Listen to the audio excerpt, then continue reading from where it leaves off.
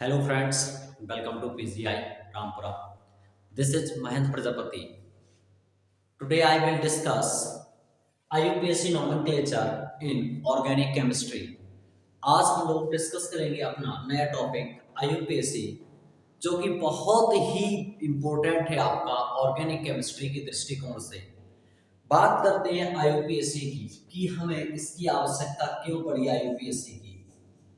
देखिए, हमें आवश्यकता इसलिए पड़ी कि हमारे पास एक नहीं, आज की तारीख में हमारे पास लाखों की संख्या में कार्बनिक यौगिक हैं। तो उन कार्बनिक यौगिकों को पुकारने के लिए जिस पद्धति का या जिस नोमेनक्लेचर का उपयोग किया जाता है उसी को हम लोग क्या कहते हैं, आईयूपीएसी कहते हैं। तो आईयूपीएसी जो है वह हम लोग कार्बनिक यौगिक का देखेंगे, ऑर्गेनिक कंपाउंड। तो ये जो कार्बनिक यौगिक होते हैं देखेंगे कि किस प्रकार से आईयूपीएसी में इनको वर्गीकृत किया जाता है। तो जो आईयूपीएसी है इसमें कार्बनिक यौगिकों को दो प्रकार से वर्गीकृत किया गया है। पहला है आपका खुली श्रृंखला। पहला जो यौगिक है आपका उसको हम लोग कहते हैं खुली श्रृंखला, या इसी को हम लोग कहते हैं अचक्रीय यौगिक।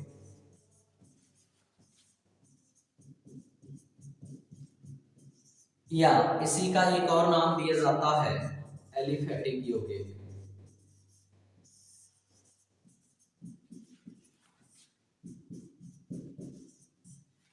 एलिफेटिक यौगिक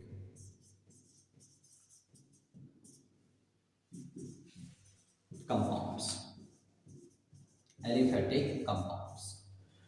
और दोस्तों जो सेकंड पॉइंट है हम लोगों का वह होता है आपका बंध श्रृंखला, जिसे हम लोग कहते हैं बंध श्रृंखला, या यहां पर अचक्रीय यौगिक है, इसको हम लोग कहते हैं चक्रीय यौगिक।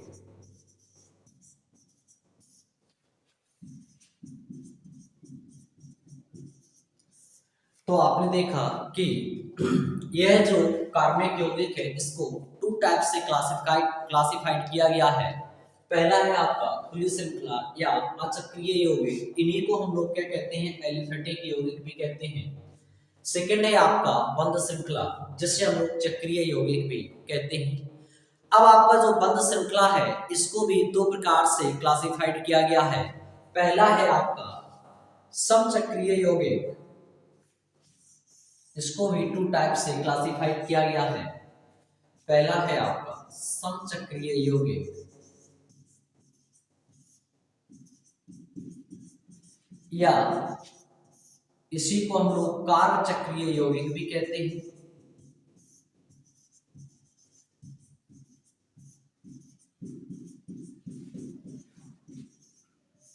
और दूसरा है आपका विषम चक्रीय यौगिक। सेकंड है आपका विषम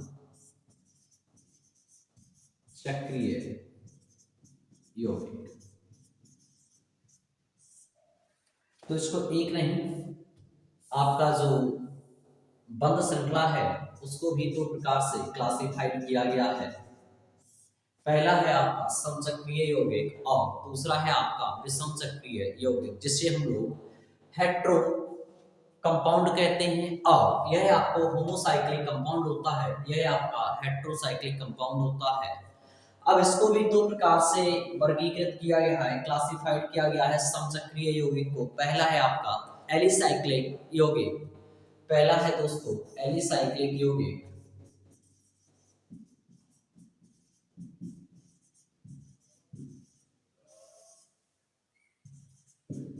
एलिसाइक्लिक यौगिक। और सेकंड है आपका एरोमेटिक यौगिक।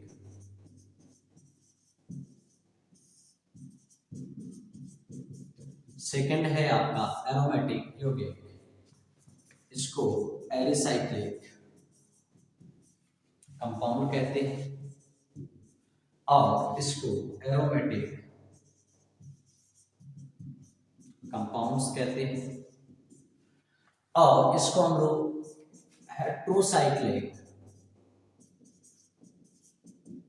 कंपाउंड कहते हैं।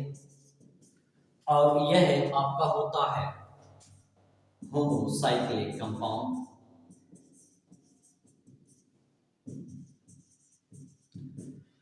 तो ये जो आईयूपीएसी नॉमेनक्लेचर है बहुत ही इंपॉर्टेंट हो जाता है आपका। आइए स्टार्ट करते हैं अपना आगे कि जो हमारे पास खुली श्रृंखला है यहाँ से स्टार्ट करेंगे। जो ओपन चैन है इसको किस प्रकार से हम लोग इनका नॉमेनक्लेचर करेंगे, आइए स्टार्ट करते हैं।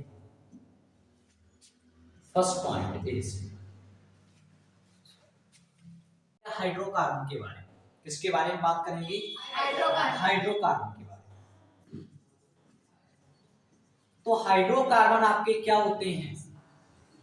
वे यौगिक जिनमें हाइड्रोजन और कार्बन पाया जाता है उन्हें हम लोग क्या कहते हैं? हाइड्रोकार्बन कहते हैं। ये जो आपके हाइड्रोकार्बन है ये दो प्रकार के होते हैं। पहला आपका होता है संतृप्त हाइड्रोकार्बन, सैचुरेटेड हाइड्रोकार्बन, संतृप्त हाइड्रोकार्बन, या इंग्लिश में इनको कहते हैं सैचुरेटेड हाइड्रोकार्बन।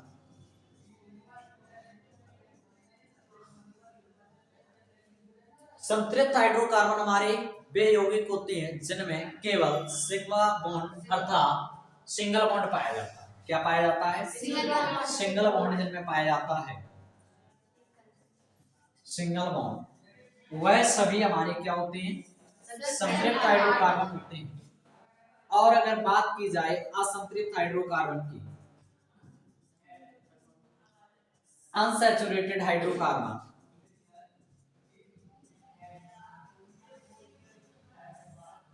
तो आपके जिनके पास डबल बॉन्ड और ट्रिपल बॉन्ड होता है, इनके पास क्या पाया जाए? डबल बॉन्ड और ट्रिपल बॉन्ड पाया जाता है, उन्हें हम लोग क्या कहते हैं? अनसैचुरेटेड हाइड्रोकार्बन कहते हैं। क्या कहते हैं? अनसैचुरेटेड हाइड्रोकार्बन कहते हैं। जिनके पास क्या प्रेजेंट हो? Double bond and triple bond. And क्या और कह सकते हैं? डबल बॉन्ड और ट्रिपल बॉन्ड। कोई भी एक चीज यदि उपस्थित होती है, चाहे आपके पास डबल बॉन्ड हो या ट्रिपल बॉन्ड उपस्थित हो, तो उसको हम लोग क्या कहेंगे? असंतृप्त हाइड्रोकार्बन। तो आइए हम लोग इसके नामकरण सीखते हैं कि किस प्रकार से आईयूपीएसी नामकरण करते हैं। आइए स्टार्ट करेंगे। तो सर्वप्रथम हम लोग देखेंगे जनक श्रृंखला का चुनाव करें। जनक श्रृंखला का चुनाव करें। तो जो जनक श्रृंखला होगी वह श्रृंखला होती है जिसमें कार्बन परमाणुओं की संख्या अधिकतम होती है। जनक श्रृंखला वह श्रृंखला होती है जिसमें कार्बन परमाणुओं की संख्या अधिकतम होती है, चाहे वह सीधी श्रृंखला हो या मुड़ी हुई श्रृंखला हो। यदि हमारे पास सबसे अधिक मैक्सिमम नंबर ऑफ कार्बन यदि उपस्थित है तो वही हमारी क्या कहलाएगी? जनक श्रृंखला, अर्थात उसी को हम लोग पेरेंट चेन कहते हैं। देखिए एग्जांपल के माध्यम से समझते हैं क्या हमारी जनक श्रृंखला होगी। जैसे कोई एग्जांपल आपको दिया जा रहा है और इसमें हमें ये निकालना है कि क्या जनक श्रृंखला है और क्या हमारे पास पार्श्व श्रृंखला है। तो देखेंगे कि जहां हमारे पास मैक्सिमम नंबर ऑफ कार्बन उपस्थित होंगे वही हमारी क्या कहलाएगी? जनक श्रृंखला कहलाएगी। तो इस एग्जांपल में आप देख पा रहे होंगे कि जो हमारे पास कार्बन उपस्थित हैं वह 1 2 3 4 5 6 7 8 कितने हैं? 8। यदि इसमें ऐसे देखा जाए 1 2 3 4 5 6, यदि नीचे की ओर आते हैं तो कितने हमें कार्बन मिलते हैं? 6 कार्बन मिलते हैं। इसी प्रकार से अगर इसको यहाँ से स्टार्ट किया जाए 1 2 3 4 5 6 7, तो कितने मिलते हैं? 7। आपने देखा सबसे अधिक हमें कहाँ कितने कार्बन मिले हुए हैं? 8। तो जो आपको मैक्सिमम कार्बन मिले हुए हैं वो यही तो श्रृंखला थी। यही श्रृंखला आपकी क्या कहलाएगी? जनक श्रृंखला कहलाएगी। और जो शेष से जुड़ी हुई श्रृंखलाएं हैं, जैसे कि आपका एक ये श्रृंखला जुड़ा है और एक ये श्रृंखला जुड़ा हुआ है, यह आपकी पार्श्व श्रृंखला कहलाएगी। क्या कहलाएगी? यह आपकी कौन सी श्रृंखला है? पार्श्व श्रृंखला। और यह भी आपकी क्या है? पार्श्व श्रृंखला। आइए और देखते हैं एग्जांपल कि क्या जनक श्रृंखला होती है और क्या पार्श्व श्रृंखला होती है। जैसे और भी आपको एग्जांपल दिया जा रहा है।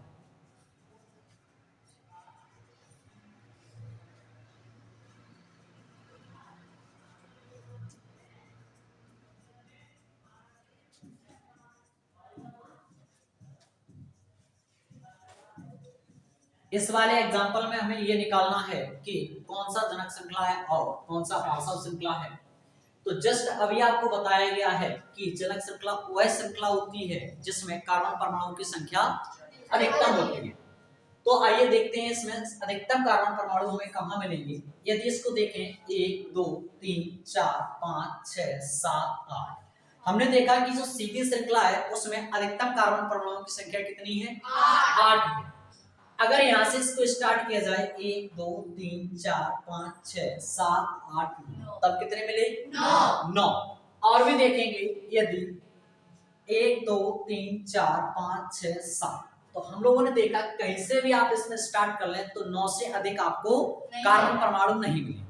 तो जो आपको मैक्सिमम कार्बन परमाणु मिल रहे हैं वह कितने मिल रहे हैं? 9। तो जो 9 आपके पास मैक्सिमम कार्बन परमाणु उपस्थित है तो वही आपकी क्या होगी? इसी वाली श्रृंखला में तो आपको 9 कार्बन परमाणु मिले हुए थे, या यहाँ से आप सीधा भी इसको कर सकते हैं, तब भी आपके कितने होंगे? 9 कार्बन परमाणु। तो यह आपकी क्या कहलाएगी? जनक श्रृंखला कहलाएगी। और जो शेष लगी हुई श्रृंखलाएं हैं वह आपकी क्या कहलाएंगी? जैसे कि आपके पास एक ये श्रृंखला लगी है और एक ये श्रृंखला लगी है और एक ये श्रृंखला लगी है, यह क्या कहलाएंगी? पार्श्व श्रृंखलाएं। आइए और भी देखते हैं एग्जांपल, जैसे कि आपको दिया जा रहा है एक कोई आपको एग्जांपल ये दिया गया है और इसमें हम निकालेंगे कि कौन सा हमारा जनक श्रृंखला है और कौन सा पार्श्व श्रृंखला है। यदि इस प्रकार से आपको दिया जाए कोई एक एग्जांपल, तो हम इसमें ये देखेंगे कि जो ये ग्रुप लगे हैं, एक C3H7 ग्रुप लगा हुआ है और एक लगा है C2H5। सर्वप्रथम तो हमें लोगों को ये जो ग्रुप लगे हुए हैं इन्हें हम ये देखेंगे इसमें कार्बन कितने उपस्थित हैं। तो इसमें देखेंगे हम लोग कार्बन इसके पास 3 उपस्थित है। यदि इन 3 कार्बन को यहाँ खोला जाए तो देखेंगे कि यह CH2 और CH3 के रूप में आपके पास जुड़े हुए। इसी प्रकार से जो C2H5 लगा हुआ है यह भी इस कार्बन से आपका इस प्रकार से लगा हुआ है, CH2 और CH3। तो देखेंगे कि इस एग्जांपल में कितने हमें मैक्सिमम नंबर ऑफ कार्बन मिलते हैं। तो आइए देखते हैं, 1 2 3 4 5 6। हमने देखा कि जो सीधी श्रृंखला थी उसमें मैक्सिमम कार्बन कितने हैं? 6। यदि इसको यहाँ से देखा जाए, जो C2H5 था उसको हमने खोल करके कुछ ऐसा लिख लिया और C3H7 को कुछ ये लिख लिया है, तो देखेंगे कितने कार्बन होते हैं? 1 2 3 4 5 6 7 8 9। तो जो आपको मैक्सिमम कार्बन मिल रहे हैं वो कितने मिल रहे हैं? 9। तो ये जो आपके पास 9 कार्बन है यही आपकी क्या होगी? जनक श्रृंखला। यही आपकी क्या होगी? जनक श्रृंखला। तो ये श्रृंखला आपकी कौन सी श्रृंखला कहलाएगी? जनक श्रृंखला। और जो शेष लगी हुई श्रृंखलाएं हैं वह आपकी क्या कहलाएंगी? पार्श्व श्रृंखला। तो हम लोगों ने देखा कि जनक श्रृंखला और पार्श्व श्रृंखला क्या होती है। आइए अब स्टार्ट करते हैं आगे सेकंड पॉइंट इसी का। जनक श्रृंखला पर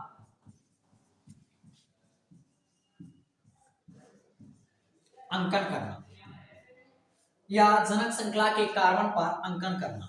जो जनक श्रृंखला होगी, जनक श्रृंखला के कार्बन पर अंकन करना। हम लोग देखेंगे कि इस समय जो जनक श्रृंखला होगी उसमें गिनती कहां से प्रारंभ करेंगे। तो कोई भी आपको एक एग्जांपल दिया जाए और उस एग्जांपल में आपको यदि देखना है कि कौन सी जनक श्रृंखला है और कौन सी पार्श्व श्रृंखला है और उसके साथ आपको उसमें नंबरिंग करनी है, तो जो नंबरिंग हम लोग करेंगे वह किस पर करेंगे? कार्बन परमाणु पर। कहाँ करेंगे? कार्बन परमाणु पर हम लोग किसको करेंगे? नंबरिंग को करेंगे। देखते हैं किस प्रकार से करते हैं। जो जनक श्रृंखला होती है उसमें हम ये पाएंगे कि पार्श्व श्रृंखला जो जुड़ी है वह आपकी नियरेस्ट कहां से है? पास में कहां से? आप देखेंगे यदि इसमें देखा जाए तो 1 2 3 इधर से आप जा रहे हैं कितने कार्बन पर मिल रही है, तीसरे कार्बन पर मिल रही है। और यहाँ से देखेंगे 1 और 1 2 कहाँ मिल रही है, 2 पर। तो जहां से आपको सबसे पास में पार्श्व श्रृंखला मिल जाए हम लोग गिनती को वहीं से प्रारंभ करेंगे। तो इसमें गिनती बताइए लेफ्ट से स्टार्ट होगी या राइट से? राइट से होगी। और 1 2 3 4 5 6 और 7। देखिए सर्वप्रथम हम ये पाएंगे कि हमें जनक श्रृंखला ढूंढनी है। इसके बाद जनक श्रृंखला पर क्या करना है, अंकन करना। और अंकन हम वहां से प्रारंभ करते हैं जहां से पार्श्व श्रृंखला नजदीक होगी। तो जहां भी आपको पार्श्व श्रृंखला नजदीक मिल जाए हम लोग गिनती को वहीं से प्रारंभ कर देंगे। आइए आगे देखते हैं। CH3 CH2 CH CH3 और CH3 CH2 CH2 CH CH3 और CH3। आपके पास एक ये एग्जांपल दिया गया है और इसमें आपको गिनती को प्रारंभ करना है कि आप गिनती कहां से प्रारंभ करेंगे। तो आइए देखते हैं कि इस एग्जांपल में आप देखेंगे कि 1 2 3 यहां से जा रहे हैं तब भी आपको 3 बार एक पार्श्व श्रृंखला मिल रही है। और राइट साइड से आते हैं तब भी आपको कितने पर मिल रही है, 3 बार। तीसरे कार्बन पे आपको पार्श्व श्रृंखला मिल रही है। तो ऐसी स्थिति में आप क्या करेंगे, यहाँ तीसरे कार्बन पर कितनी पार्श्व श्रृंखलाएं जुड़ी हुई हैं, 2। जबकि इस साइड कितनी पार्श्व श्रृंखलाएं जुड़ी हुई हैं, केवल एक पार्श्व श्रृंखला जुड़ी है। तो ऐसी स्थिति में हम देखेंगे कि जिधर मैक्सिमम पार्श्व श्रृंखला लगी हो, मिनिमम नंबर ऑफ कार्बन पर जो कार्बन की संख्या है वह सबसे कम कार्बन पर यदि अधिकतम पार्श्व श्रृंखला जुड़ी हो तो गिनती वहीं से स्टार्ट करेंगे। तो यहाँ गिनती बताओ लेफ्ट से स्टार्ट होगी या राइट से? लेफ्ट से होगी। क्यों होगी? क्योंकि यहाँ तीसरे कार्बन पर एक नहीं एक से अधिक पार्श्व श्रृंखलाएं जुड़ी हुई है, जबकि राइट साइड में हम देख पा रहे हैं कि केवल एक पार्श्व श्रृंखला जुड़ी है। तो यहाँ 1 2 3 4 5 6 7 8। याद रखें सबसे पहले हम लोग खोजेंगे किसको, पार्श्व श्रृंखला को। और पार्श्व श्रृंखला खोजने के पश्चात उसमें हम ये पाएंगे कि जो गिनती प्रारंभ करनी है वह हम लोग कहां से प्रारंभ करेंगे। तो जिधर से हमारी पार्श्व श्रृंखला नजदीक जुड़ी होगी वहीं से हम लोग गिनती को प्रारंभ करते हैं। और यदि आपके पास ऐसी स्थिति आती है कि लेफ्ट और राइट जाने पर दोनों जगह समान संख्या में या समान स्थिति पर आपके पास क्या जुड़ी हुई है, पार्श्व श्रृंखलाएं, तो आप वहां ऐसा करेंगे कि जिधर आपके पास पार्श्व श्रृंखला ज्यादा जुड़ी होगी वहां से गिनती को प्रारंभ करेंगे। आइए और भी एग्जांपल को देखते हैं।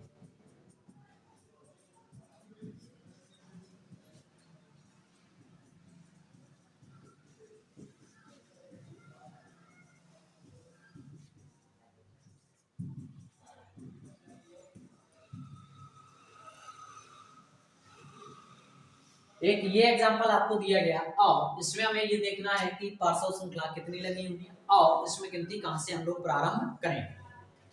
तो देखिए यहां से जाएंगे लेफ्ट साइड से तो 1 2 3 कितने पर पार्श्व श्रृंखला मिल रही है, और तुरंत हमें कहां मिल रही है, 4। और यहां से देखते हैं 1 2 3 कितने पर मिल रही है, 3 पर। बट यहाँ 4 पर तो उपस्थित है नहीं, तो हम लोग गिनती को कहां से प्रारंभ करेंगे, लेफ्ट साइड से। कहां से करेंगे, लेफ्ट साइड से। यहाँ गिनती आपकी प्रारंभ होगी तो 1 2 3 4 5 6 7 8 9। यदि आप राइट साइड से गिनती को स्टार्ट करते हैं तो एक रूल आपको बता दें जिससे हम लोग कहते हैं लोकेट ऑफ लोएस्ट रूल। कौन सा कहते हैं, लोकेट ऑफ लोएस्ट रूल। तो यह रूल आपको ये बताता है कि चाहे आप गिनती लेफ्ट से करें या राइट से करें। माना कि सपोज दैट आपने गिनती को स्टार्ट किया हुआ है लेफ्ट से एक बार और एक बार कहां से किया हुआ है, राइट से। तो जो आपने राइट से गिनती को स्टार्ट किया हुआ है वो इसी प्रकार से करेंगे 1 2 3 4 5 6 7 8 और 9। अब आप लोकेट ऑफ लोएस्ट रूल पर ये देखेंगे कि पार्श्व श्रृंखला कहां कहां जुड़ी है। तो आप पहले लेफ्ट साइड में पाएंगे कि पार्श्व श्रृंखला आपकी कहां कहां जुड़ी है। एक तो आपकी थर्ड पर है और एक कहां है, फोर्थ पर है और एक कहां है, 7। तो लोकेट ऑफ लोएस्ट रूल को देखिए किस प्रकार से हम लोग लगाते हैं। यदि आपको 3 पर है तो उसकी पोजीशन को लिखेंगे आप थर्ड, इसके बाद कहां है, फोर्थ पर है और इसके बाद कहां है आपकी 7। इन सभी को आप जोड़ देंगे तो आप जोड़ने पर पाएंगे कि यह जो नंबर आ रहा है वह कितना आ रहा है 14। कितना आ रहा है 14। इसी प्रकार से जब आपने राइट से गिनती को स्टार्ट किया हुआ है तो राइट से आप देखिए कहां कहां लगी हुई है। एक तो तीसरे पर लगी हुई है, नेक्स्ट आपकी 6 पर है और कहां है 7। इसका आप यदि नंबर को एडिशन करेंगे तो 7 6 कितना हो जाएगा 13 और 3 कितना हो जाएगा 16। अब आप इसमें देखेंगे कि जो एडिशन करने पर सबसे छोटा नंबर आता है, सबसे कम नंबर आता है, उसको आप सिलेक्ट करेंगे। तो यहाँ पे आप इसको सिलेक्ट करोगे, 14 को सिलेक्ट करोगे और इसको आप डिक्लाइन कर दोगे। तो इसको डिक्लाइन करने पर आप पाएंगे कि गिनती इसमें कहां से प्रारंभ होगी, सिर्फ लेफ्ट साइड से होगी। तो यह रूल आपका क्या कहलाता है, लोकेट ऑफ लोएस्ट रूल कहलाता है। यदि आपको ये कंफ्यूजन है, आप नहीं समझ पा रहे हैं कि गिनती हमें कहां से प्रारंभ करनी है, तो ऐसी स्थिति में आप लोकेट ऑफ लोएस्ट रूल को लगाएंगे। अब दोनों साइड से गिनती को स्टार्ट करेंगे और देखेंगे कि जो गिनती है उसका एडिशन है, जो पार्श्व श्रृंखला की स्थितियां हैं जहां जुड़ी हुई है वह उनकी स्थितियों को लेकर के जो आपका एडिशन आ रहा है वह जो सबसे छोटा नंबर होगा उसको आप सिलेक्ट कर लेंगे। तो इसमें गिनती आपकी कहां से प्रारंभ होगी, लेफ्ट साइड से होगी। आइए कुछ हमने एग्जांपल ऊपर भी किए हुए थे, इन पर हम लोग नंबरिंग करते हैं। एक बार क्या करते हैं, इन पर नंबरिंग करते हैं। जैसे कि आपको यही हम देख रहे थे कि जो जनक श्रृंखला का चुनाव किया था हम लोगों ने, इस पे हम लोग नंबरिंग करते हैं एक बार। तो नंबरिंग करेंगे, आइए देखते हैं किस प्रकार से इस पर नंबरिंग होगी। तो यही आपको एग्जांपल दिया गया, बताइए इसमें आप यहां से जाओगे तो 1 2 3 4 कितने नंबर पर मिल रही है 4, और यहां से आओगे तो कितने पर मिल रही है तीसरे नंबर पर। तो गिनती कहां से स्टार्ट होगी, लेफ्ट से या राइट से, राइट से होगी। तो 1 2 3 4 5 6 7 और 8। नेक्स्ट वाले में आप गिनती को स्टार्ट करेंगे तो यही तो जनक श्रृंखला है आपकी। तो हम लोग अंकन करते कहाँ हैं, जनक श्रृंखला पर। कहाँ करते हैं, अब या तो यहाँ से आपका गिनती स्टार्ट होगा या यहाँ से होगा। तो आप देखेंगे कि आपके पास जो पार्श्व श्रृंखला है वह कहाँ से नजदीक मिल रही है। आप देखेंगे 1 2 3 तीसरे पर यहाँ भी जुड़ी हुई है और 1 2 3 तीसरे पर यहाँ भी जुड़ी है, बट लगातार यहाँ चौथे पर भी मिल रही है। क्या यहाँ चौथे पर मिल रही है, नहीं मिल रही। तो गिनती कहां से प्रारंभ करेंगे हम लोग, 1 2 3 4 5 6 7 8 और 9। इसी प्रकार से इसमें जब गिनती को प्रारंभ किया जाएगा तो देखेंगे 1 2 3 3 पर कितनी पार्श्व श्रृंखलाएं जुड़ी हुई है, 2 पार्श्व श्रृंखलाएं जुड़ी हैं। कितनी जुड़ी हैं, 2। नहीं, ये तो इसी को हम लोगों ने खोल करके लिखा था ना।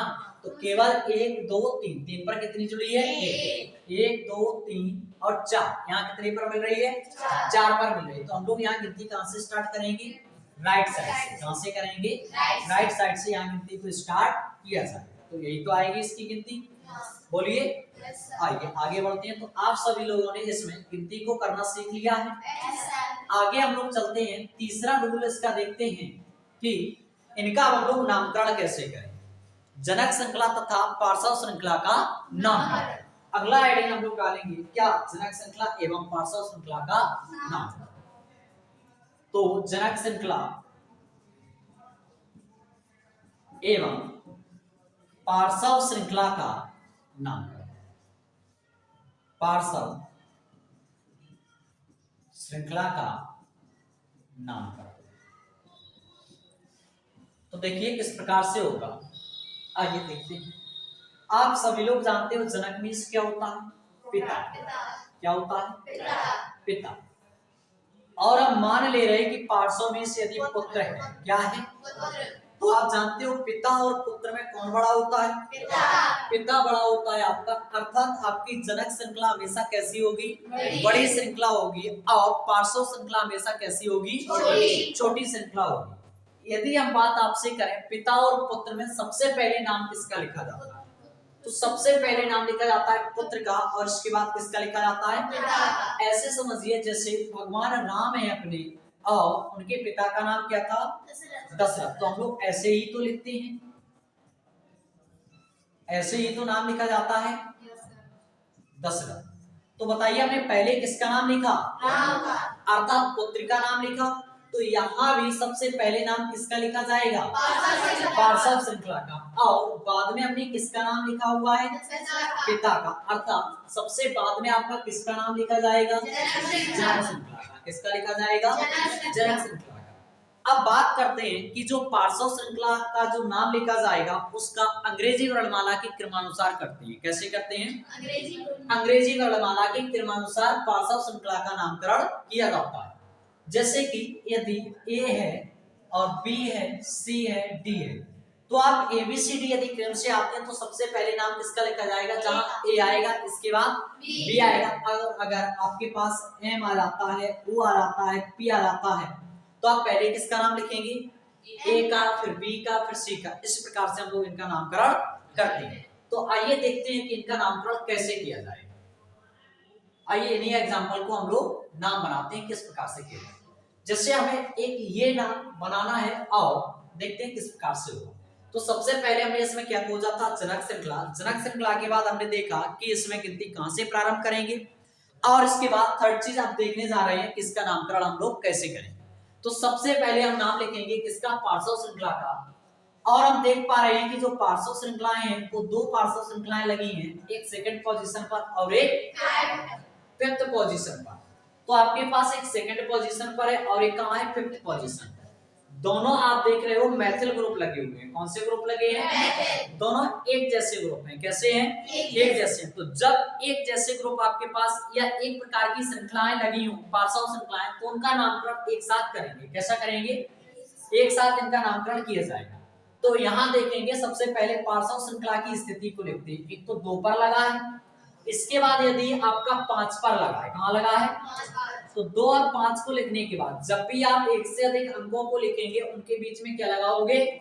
कॉमा। क्या लगाओगे? कॉमा। कॉमा के पश्चात अब इनका नाम क्या होता है? मैथिल। ये कितनी बार लगे हुए हैं? 2 बार। तो 2 को हम लोग विज्ञान की भाषा में क्या कहते हैं? डाई। क्या कहते हैं? डाई। तो ये हो जाएगा 2,5 डाई। कौन जुड़ा हुआ है यहाँ पर? मैथिल। तो मैथिल। अब बताओ हमें क्या कोई और पार्श्व श्रृंखला यहाँ जुड़ी हुई है? नहीं जुड़ी है। तो इसके बाद हम किसका नाम लिखेंगे? जनक श्रृंखला। तो टोटल जनक श्रृंखला में कितने कार्बन है आपके पास? 7 कार्बन को हम लोग क्या कहते हैं? हेप्टेन। क्या कहते हैं? हेप्टेन। इसका IUPAC नाम बन करके तैयार हो गया 2,5 डाइमेथिल हेप्टेन। क्या हो गया? 2,5 डाइमेथिल हेप्टेन। अगला है आपका सेकंड एग्जांपल।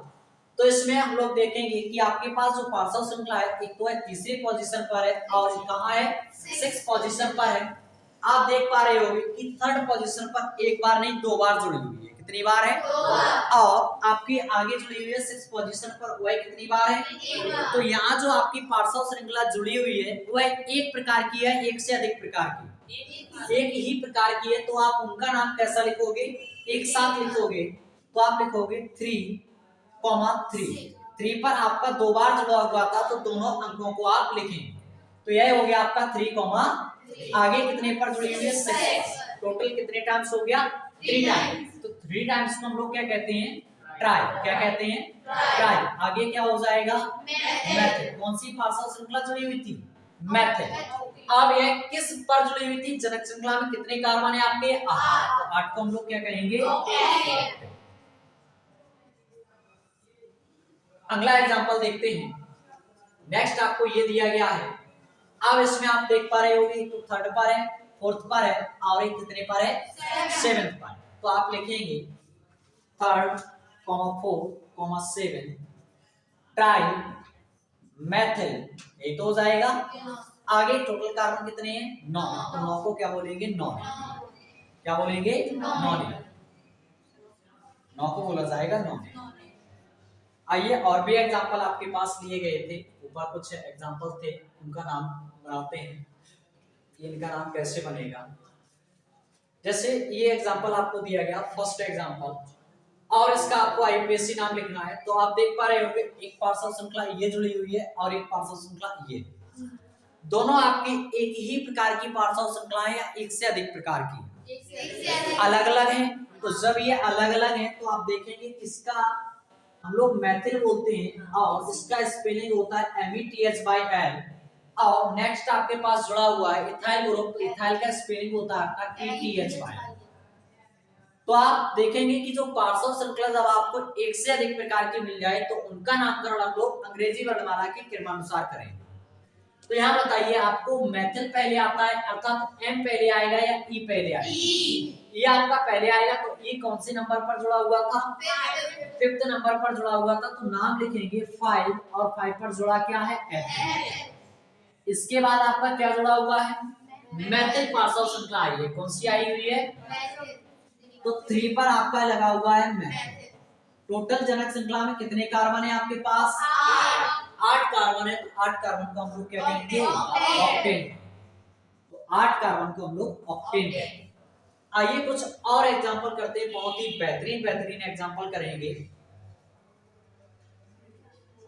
आइए नेक्स्ट एग्जांपल देखते हैं और इनका नामकरण करते हैं।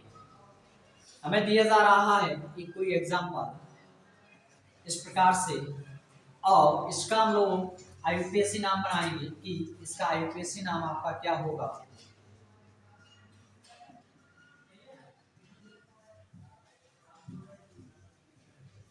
ये दिया गया। तो इसमें सर्वप्रथम हमें ये देखना है कि हमारी जनक श्रृंखला कौन सी श्रृंखला है। तो संभवतः आप समझ पाए होंगे कि जो सीधी श्रृंखला है वही हमारी क्या है? जनक श्रृंखला है। अब हमें इसमें ये देखना है कि इसमें गिनती कहां से स्टार्ट करेंगे।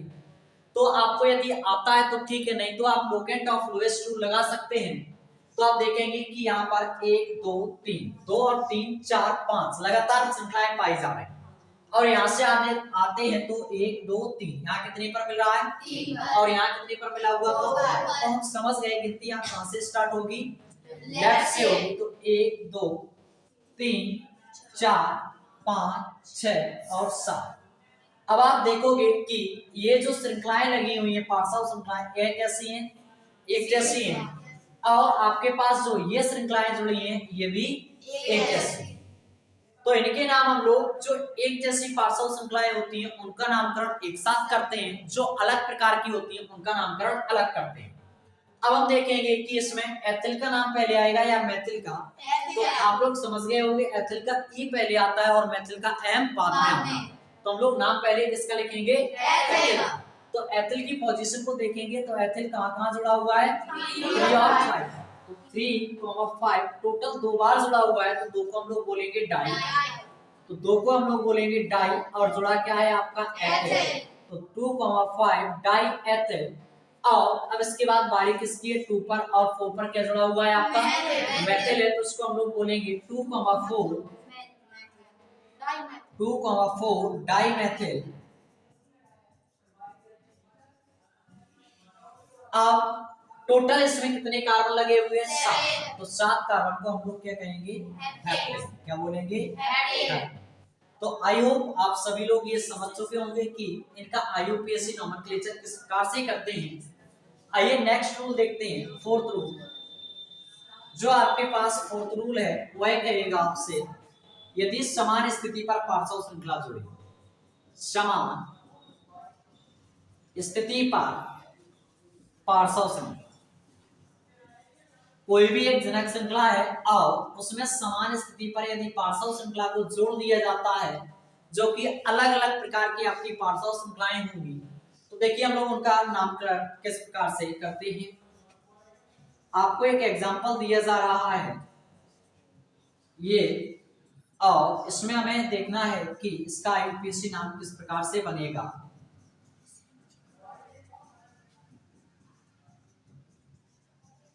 आप देखेंगे कि इसमें चाहे आप लेफ्ट साइड से जाओ या राइट साइड से जाओ तो आपको समान स्थिति पर पार्श्व श्रृंखलाएं मिलेंगी। चाहे इसमें आप लोकेंट ऑफ लोएस्ट रूल भी लगाओगे तब भी आपका locant of lowest rule left side का नंबर और राइट साइड का नंबर कैसा आएगा? इक्वल आएगा। तो ऐसी स्थिति में आप क्या करें? ऐसी स्थिति में आप ये देखेंगे कि इसमें अंकन हम लोग वहां से प्रारंभ करेंगे जहां पर अंग्रेजी वर्णमाला का अक्षर पहले आ रहा। तो बताइए एथिल में पहले आएगा या मेथिल में आएगा? तो इसका एथिल में पहले नंबर आएगा तो हम लोग गिनती को वहीं से प्रारंभ करेंगे। तो गिनती बताओ लेफ्ट से होगी या राइट से होगी? तो ये लेफ्ट से होगी। तो 1 2 3 4 5 6 7 8। पहले नाम जनक श्रृंखला का लिखते हैं या पार्श्व श्रृंखला का? पार्श्व श्रृंखला का। और उस पार्श्व श्रृंखला का नाम पहले लिखा जाता है जो अंग्रेजी वर्णमाला में पहले आ रहा हो। तो इसका नाम क्या हो जाएगा? 3 एथिल। और 6 पर क्या लगा हुआ है? मेथिल। टोटल कार्बन आपके पास कितने उपस्थित हैं? 8 कार्बन है, तो 8 कार्बन को हम लोग क्या कहते हैं? ऑक्टेन कहते हैं। क्या कहते हैं? ऑक्टेन। तो ये हम लोगों ने देखा हुआ है कि यदि आपके पास समान स्थिति पर पार्श्व श्रृंखला आ जाए तो ऐसी स्थिति में हम लोग अंकन वहां से प्रारंभ करते हैं जहां से अंग्रेजी वर्णमाला का अक्षर पहले आ रहा हो, तो वही हमारी पार्श्व श्रृंखला को हम लोग क्या बोलेंगे? मुख्य पार्श्व श्रृंखला के रूप में उसको हम लोग लेकर के चलेंगे। आइए और भी आगे देखते हैं कि क्या है। अगला फिफ्थ रूल इसमें देखते हैं, मुख्य जनक श्रृंखला को चुनाव करना। किसका? मुख्य जनक श्रृंखला का चुनाव करना। यह किस प्रकार की श्रृंखला होगी आपकी? देखते हैं। यदि आपके पास एक से अधिक प्रकार की पार्श्व श्रृंखला लगा दी जाती है, यदि आपके पास एक से अधिक प्रकार की पार्श्व श्रृंखला लगी है और वहां हमें यह देखना होगा कि कौन सी हमारी जनक श्रृंखला होगी, तो वहां हमारी वह जनक श्रृंखला होगी जिसमें सबसे कम पार्श्व श्रृंखला जुड़ी हो और सबसे अधिक कार्बन परमाणु उपस्थित हो। क्या बताया गया? जिसमें सबसे कम क्या हो? पार्श्व श्रृंखला हो और सबसे अधिक क्या हो? कार्बन परमाणु उपस्थित हो, तो उसको हम लोग क्या बोलेंगे? मुख्य जनक श्रृंखला बोलेंगे। क्या बोलेंगे? आइए देखते हैं किस प्रकार से होगी यह।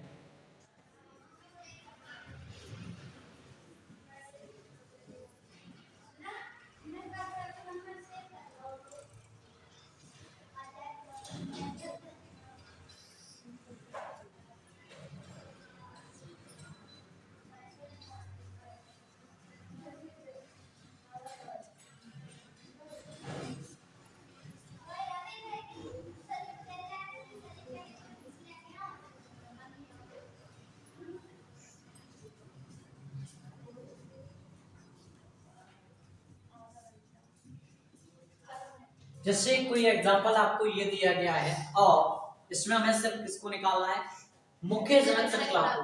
तो हम देखेंगे कि 1 2 3 4 5 6 7 8 9 10 सीधा जाने पर हमें कितने कार्बन मिलते हैं? 10 मिलते हैं। और यदि यहाँ से देखेंगे तो 1 2 3 4 5 6 7 8 9 10 यहाँ से भी कितने मिल रहे हैं? 10। लेकिन आप देखोगे यदि आप यहाँ से गिनती को प्रारंभ करते हो 1 2 3, तो यहाँ आपको एक ये पार्श्व श्रृंखला मिली, दूसरी ये पार्श्व श्रृंखला मिलेगी, तीसरी ये पार्श्व श्रृंखला मिलेगी, चौथी यहाँ पर ये पार्श्व श्रृंखला मिलेगी और पांचवी ये आपको पार्श्व श्रृंखला मिलेगी। टोटल कितनी मिली हुई है? 5। और सीधा जाने पर देखेंगे कितनी मिलती है? एक ये मिलेगी, दूसरी ये मिलेगी, तीसरी आपको ये मिलेगी और चौथी ये मिलेगी। तो केवल कितनी मिल रही है आपको? 4। तो आपको क्या बताया गया अभी कि यहाँ मुख्य जनक श्रृंखला वह श्रृंखला होगी जिसमें कार्बन परमाणुओं की संख्या तो कैसी हो? अधिकतम हो और पार्श्व श्रृंखलाओं की संख्या कैसी हो? निम्नतम। तो वह हमारी क्या कहलाएगी? मुख्य जनक श्रृंखला कहलाएगी। क्या कहलाएगी? मुख्य जनक श्रृंखला कहलाएगी। तो ऐसी स्थिति में आप लोग किसको चुनोगे?